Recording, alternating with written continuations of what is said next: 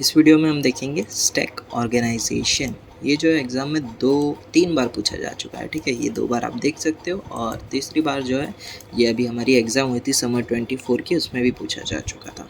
तो देखते हैं स्टैक ऑर्गेनाइजेशन। ये ऑलरेडी आपने पढ़ा था, वही है, डेटा स्ट्रक्चर पे जो पढ़ा था वही है।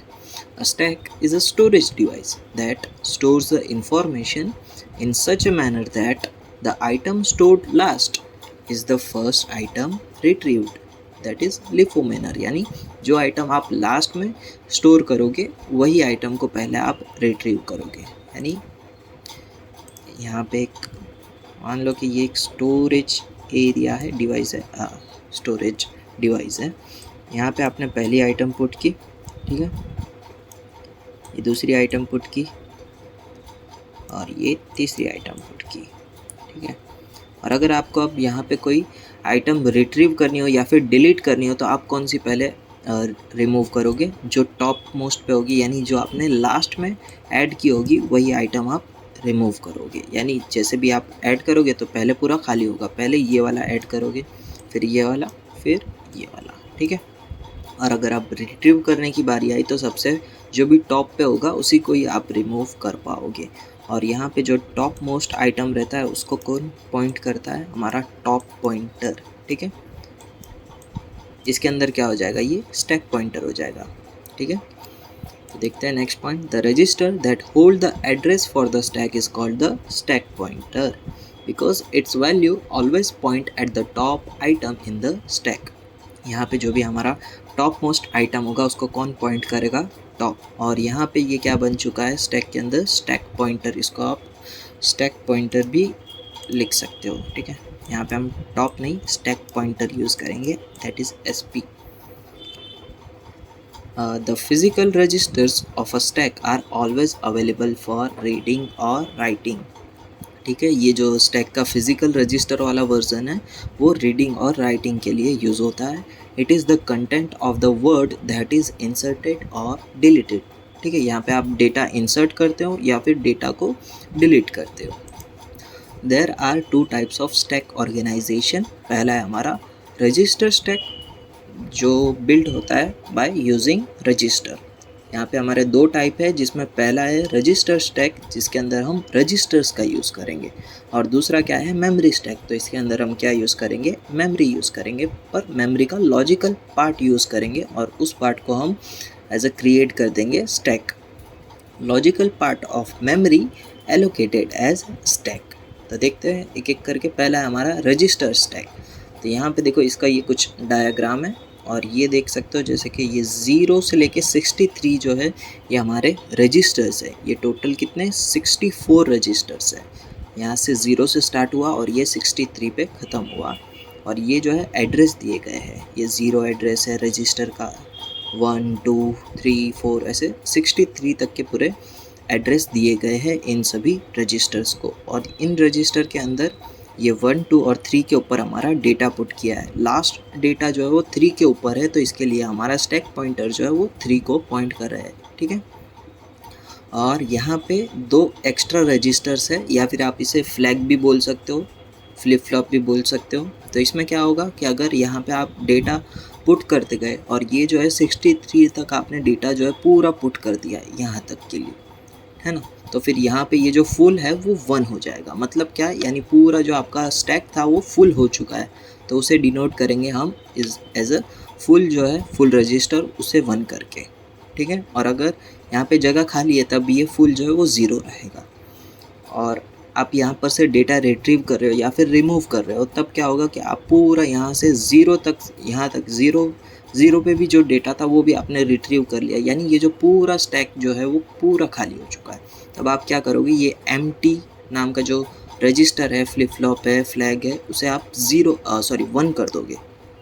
इसको 1 कर दोगे मतलब क्या? ये जो पूरा आपका स्टैक है वो खाली हो चुका है।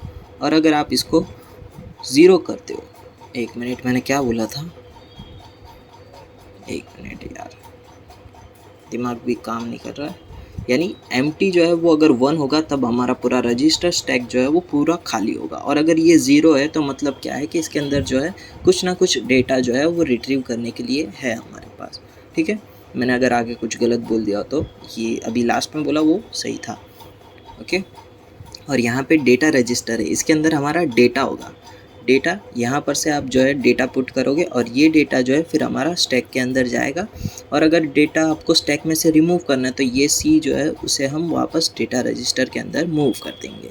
ठीक है, तो डेटा रजिस्टर का यही काम है, डेटा प्रोवाइड करना स्टैक को या फिर स्टैक से डेटा ले लेना। तो एक ऑपरेशन है, इसके अंदर दो मेजर ऑपरेशन होते हैं स्टैक के अंदर, एक है पहला पुश और दूसरा है पॉप।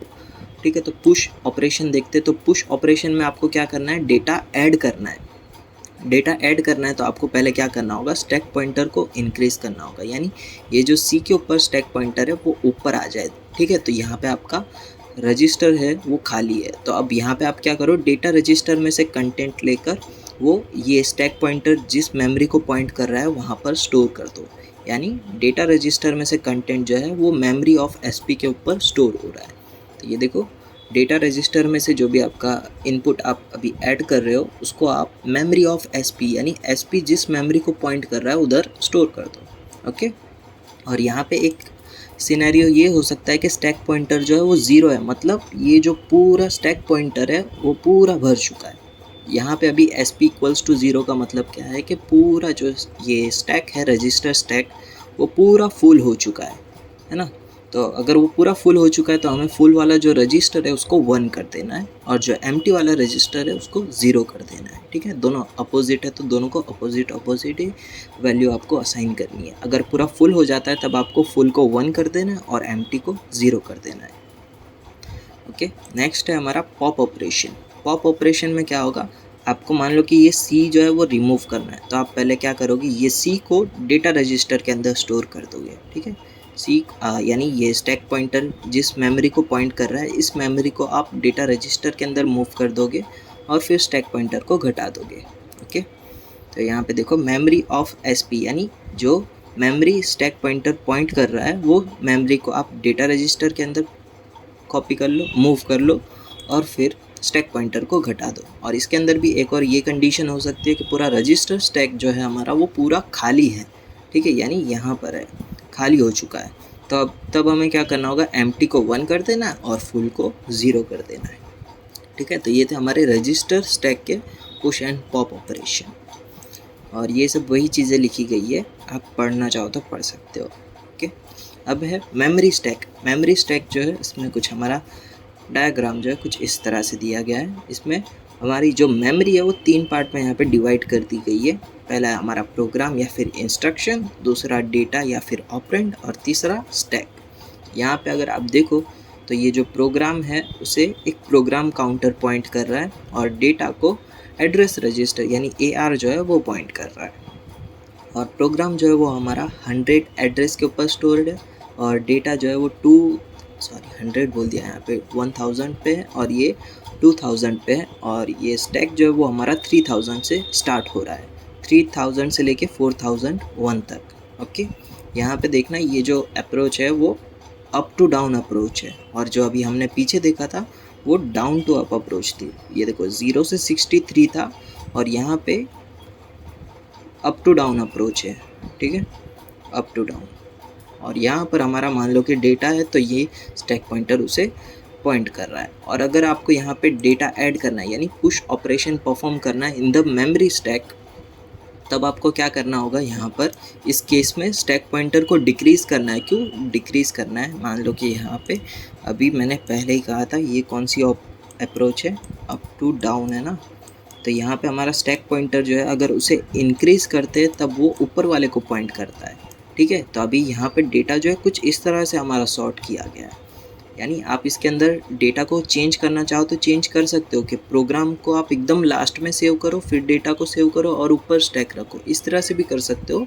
पर यहाँ पर ये पीपीटी में कुछ इस तरह से दिया गया है तो इसके लिए हम यहाँ पे स्टैक पॉइंटर को माइनस कर रहे हैं, यानी स्टैक पॉइंटर को आप माइनस करोगे तो वो नीचे वाले को पॉइंट करेगा ना। ठीक है, तो फिर ये स्टैक पॉइंटर जो है वो घट के यहाँ पर आ जाएगा। तो फिर यहाँ पे हम डेटा रजिस्टर में से जो भी कंटेंट है वो मेमोरी ऑफ एसपी के ऊपर स्टोर कर देंगे। ओके, डेटा रजिस्टर में से जो भी कंटेंट है हमारा ऐड करने वाला वो हम मेमोरी ऑफ एसपी के ऊपर स्टोर कर देंगे। ठीक है, बात समझ में आई। यहाँ पे माइनस क्यू यूज़ हुआ था क्योंकि ये अप टू डाउन अप्रोच है, वो हम प्लस क्यू कर रहे थे तब वो डाउन टू अप अप्रोच थी। इसके लिए यहाँ पे इसको पहले मिटा दो, नहीं तो ये कन्फ्यूज़न करेगा। अब आते हैं पॉप ऑपरेशन पे। तो पॉप ऑपरेशन में हमें क्या करना होगा कि जो भी हमारा डेटा है पहले तो उसे मूव कर देते हैं। ठीक है, यहाँ पे मान लो कि यही वो एग्जांपल है। यहाँ पे स्टैक पॉइंटर जो है पॉइंट कर रहा है, मेमोरी ऑफ स्टैक ये है। ओके, अब ये जो है उसे हम डेटा रजिस्टर के अंदर मूव कर देंगे। ओके, और अब यहाँ पे स्टैक पॉइंटर जो है वापस बी के ऊपर चला जाएगा, यानी स्टैक पॉइंटर को हमें इंक्रीमेंट करना होगा। ठीक है, यानी इसमें हमने पूरा उल्टा ऑपरेशन किया है due to up to down approach इसके लिए। और ये था हमारा मेमोरी स्टैक, और ये सब भी वही चीज़ें लिखी गई है, आप पढ़ना चाहो तो पढ़ सकते हो। अब आते हैं कुछ स्टैक के एप्लीकेशन है जिसमें स्टैक यूज़ होता है हमारा, जिसमें पहला एप्लीकेशन है reverse polish notation. The common mathematical method of writing arithmetic expression imposes difficulties when evaluated by a computer. यानी जब आप अरिथमेटिक एक्सप्रेशंस को कंप्यूटर के अंदर इवेल्युएट करते हो तब वो कुछ डिफ़िकल्टी में चला जाता है। तो इसके लिए एक मैथमेटिशियन थे लुकाज़विक्स showed that arithmetic expressions can be represented in prefix notation as well as postfix notation। तो इन्होंने क्या किया, ये जो हम प्रीफिक्स ये हम नॉर्मल किस वे में लिखते हैं a प्लस बी ना, तो ये कौन सा वे था हमारा, इनफिक्स मेथड था। तो ये पॉलिश नोटेशन मैथमेटिशियन ने क्या किया, इसे प्रीफिक्स के अंदर कन्वर्ट कर दिया और पोस्टफिक्स के अंदर कन्वर्ट कर दिया एज वेल एज। तो इसमें क्या होगा, हमारा a प्लस बी जो है इनफिक्स में कुछ इस तरह से लिखा जाता है। तो प्रीफिक्स में ये क्या हो जाएगा, ये जो ऑपरेटर है वो पहले चला जाएगा। प्री है ना, प्री का मतलब पहले, यानी प्लस ए बी हो जाएगा ये, और इसे आप पॉलिश भी कह सकते हो। और पोस्ट फिक्स में क्या होगा, ये जो ऑपरेटर है वो पोस्ट यानी पीछे चला जाएगा। ठीक है, ये प्लस जो है वो पीछे चला जाएगा, देखना ए बी प्लस। इसे आप रिवर्स पॉलिश भी कह सकते हो क्योंकि ये जो है प्लस पीछे रिवर्स में चले जा रहा है, इसके लिए इसे आप रिवर्स पॉलिश भी कह सकते हो। तो ये था हमारा रिवर्स पॉलिश नोटेशन। अगर आपको इसको कन्वर्ट करना है तो पहले मैं एक ब्रैकेट कर देता हूँ। ठीक है, ये हो चुका है इतना। अब आप इसे किस में कन्वर्ट करना चाहते हो, रिवर्स पॉलिश नोटेशन में। तो रिवर्स पॉलिश नोटेशन में क्या होगा, हमें इसे पोस्ट फिक्स में करना है, यानी पोस्ट फिक्स यानी जो भी हमारा ऑपरेटर है उसे आप पीछे भेज दो, तो ये स्टार भी डी के पीछे चला जाएगा। और यहाँ पे ये जो प्लस है उसे आप इस तरह से समझ सकते हो कि ये ए प्लस बी है, ये जो पूरा बी है वो सी स्टार डी को इंडिकेट कर रहा है, और ये जो ए है वो पूरा ए स्टार बी को इंडिकेट कर रहा है। तो ये प्लस जो है वो भी पोस्ट फिक्स यानी पीछे चला जाएगा। तो यहाँ पे देखो प्लस जो है वो पीछे आ चुका है, ए स्टार बी जो था उसका स्टार आगे आ चुका है, और ये सी स्टार डी का जो स्टार था वो सी डी के पीछे आ चुका है। ठीक है, तो ये था हमारा रिवर्स पॉलिश नोटेशन। ओके, अब यहाँ पे हमें इवेल्युएशन ऑफ अरिथमेटिक एक्सप्रेशन, तो ये देखते हैं, इसका एक एग्जांपल है, ये जो अभी हमने ये यूज़ किया था ना, अब इसका हम एक एग्जांपल देख लेते हैं। तो पहले इसे हम कन्वर्ट कर देंगे into the post fix version.